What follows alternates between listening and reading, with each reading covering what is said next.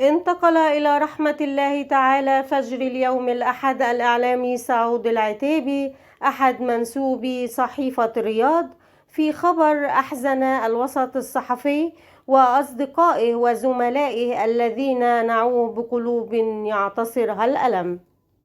وبحسب ما أعلن ستقام صلاة الجنازة اليوم الأحد الموافق 22 ربيع الأول 1447 هجرية بعد صلاة العصر في جامع المهيني بمدينة الرياض، على أن يتم الدفن في مقبرة الشمال.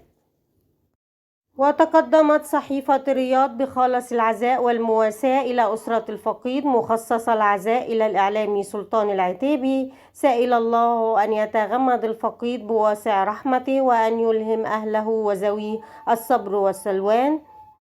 رحل الفقيد لكن بقى صوته حاضرا وحديثه العذب في المجالس يتردد، وبقيت ابتسامته المضيئة تروي القلوب، وسيرته الطيبة تظللها بظلال الوفاء.